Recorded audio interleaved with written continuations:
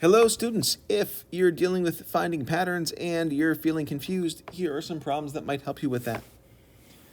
We're given another pattern here that we're going to end up using in the third part, but I'm really just going to focus in this video of going through the patterns and how we find them. So I noticed a couple things. I noticed that this pattern looks like we have two blocks that are staying the same on the top and the bottom. So I'm going to say for the top and bottom, those two are going to be the same the entire time. Then I noticed that for the inside part, I've got a rectangle.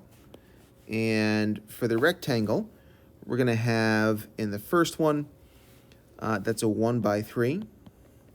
And then I've got 2 by 4. And this next one is going to be 3 by 5. I'm going to say this is the rectangle. Okay. The last thing we need to be really aware of is that in these problems, our design numbers are the ends.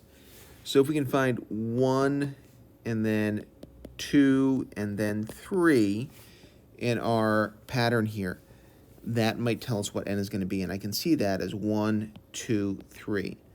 So n is going to be there. Then I'm going to look to see how these are connected to the next number. And in all three cases, we've got a plus 2. That means that our other part is going to be n plus 2. Combining this with the other part of our rule, so that was 2. And then with the second part, we're going to have times n plus 2. If I were to multiply this out, it becomes quadratic.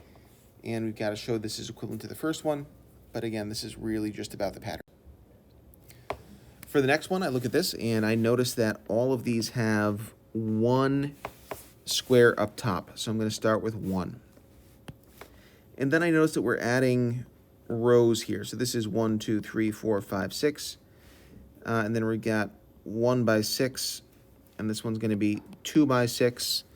And then 3 by 6. And then 4 by 6. Again, n is our design number. So if I look for a 1, 2, 3, 4, I've got 1, 2, 3, 4. That's where my n goes. Anything that's going to stay the same, like the 6 in all of these, is going to end up just kind of sitting there because that's not a variable. The last thing I need to do is add my plus 1 for that extra piece up top, and I get either n6 plus 1 or 6n plus 1. For the next one, I've got a couple of different ways to look at this. Oh man, all kinds of different things I could do.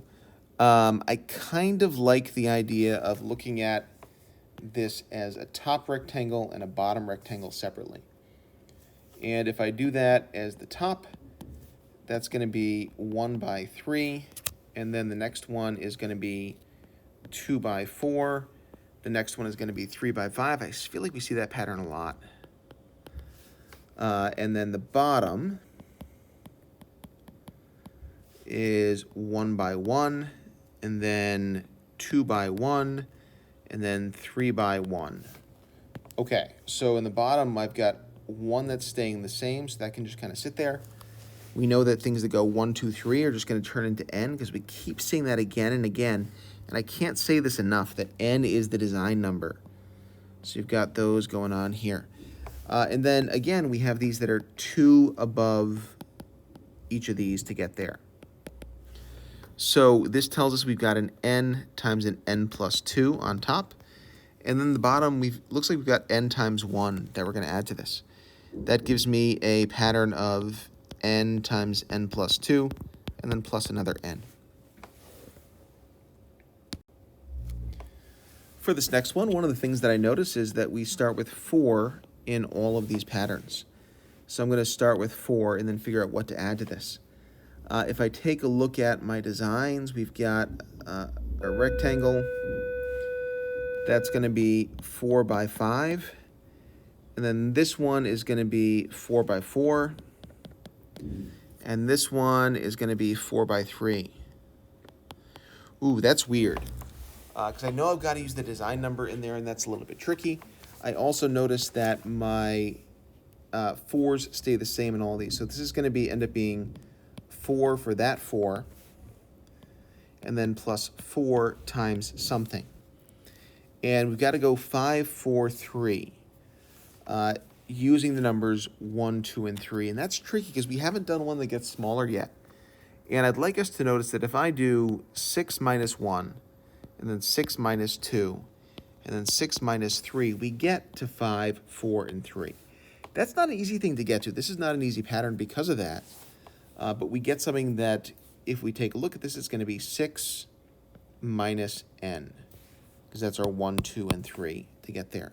Again, not an easy pattern, but that's one way to approach that. For the next design, we've got some, I don't know, I think there's supposed to be T-Rexes. And if I look at this, I can see that I've got kind of this weird thing happening where I have 4 in the middle each time. So I'm going to say that I'm going to start with 4 for that. Then I'll switch colors. I've got nothing being added here. And then I've got 1 on each side. And then I've got 2 on each side. So I'm going to do something a little bit weird. I'm going to say that the first one is plus 0. And then we've got plus 1 by 2, because we've got 1 row of 2 T-Rexes that we're adding. And then the next row, we're going to add what looks like 1 by 4. That might be a little bit difficult for us to kind of process there. So what if we think instead of each time that we're looking at this, and we're starting a little bit later this time, we're adding 2 sets of things. Okay, that makes me feel better. So here I'm doing 2 sets of 0. That's really important for me to kind of consider there. Then here I've got 2 sets of 1. And here I've got 2 sets of 2. Okay, now I've got to convert this to a 1, 2, 3. But I've got 0, 1, 2. So these numbers look like they're 1 less than our design number. And again, I cannot say enough that n is the design number. So I'm going to say this is going to be 2 times n minus 1, because that's how we get to 0. And just to check, if n is 2, n minus 1 is 1. Okay, we're okay. And then if n is 3, n minus 1 is 2. So our final pattern for this is going to be 4 from that original thing plus the expression we came up with, which is 2 times n minus 1. And that's different from Mr. Butterworth's pattern.